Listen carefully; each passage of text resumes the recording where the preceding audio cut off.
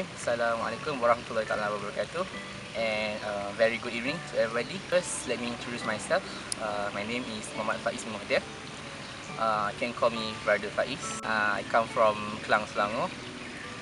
Kuliah of Islamic Knowledge and Human Sciences, Department of Student and Comparative Religion.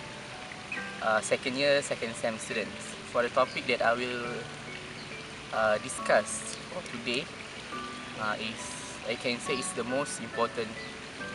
I don't say it's the only important part, but I say is it is a base and a foundation for our religion.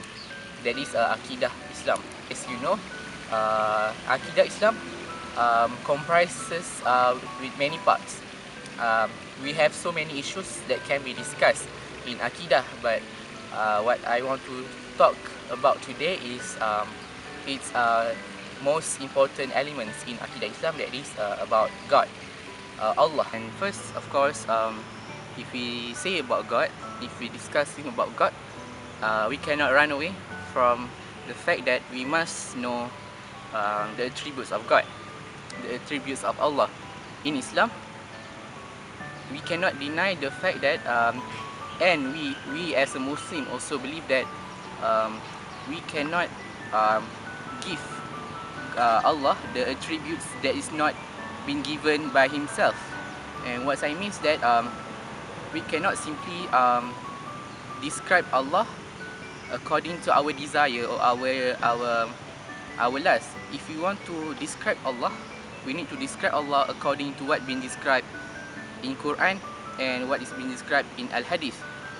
For example, Al-Aziz is attribute of God, or the name of God, that's been given by Himself, and the Islamic scholars, Muslim scholars, deduce it from Quran.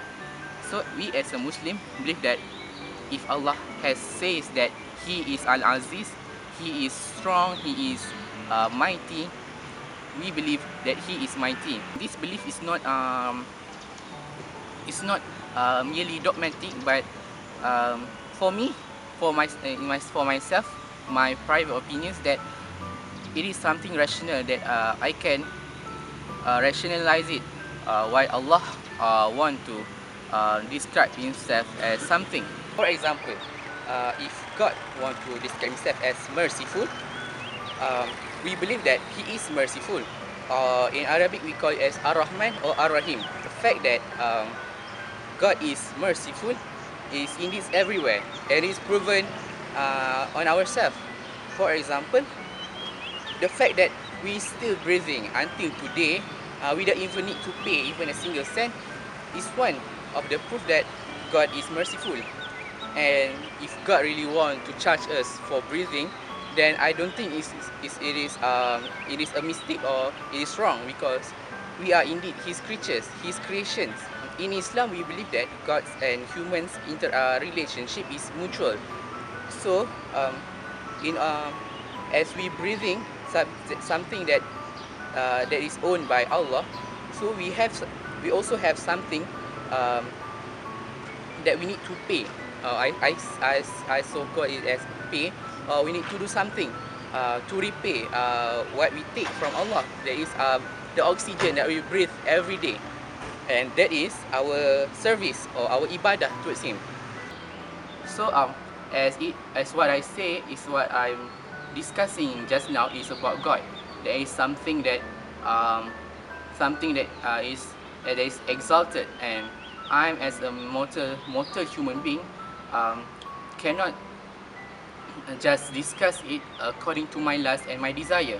As a conclusion, Allah, as our creators and our God, is not just another entity, or not just something that is too powerful and doesn't have any relationship with us, His creatures on earth. If, for example, if God doesn't have any mutual relationship with us, human being, then our life here is meaningless. And for me, my life is full of meaning, and I can feel it as a meaningful, something that I have something to accomplish, and it is drive by desire of me to fulfill my responsibility that is being burdened upon me by Allah. Human being that for example that really think that God God doesn't exist. I don't think they really have something concrete to prove it. Maybe because they just take from the sources that already rejected God.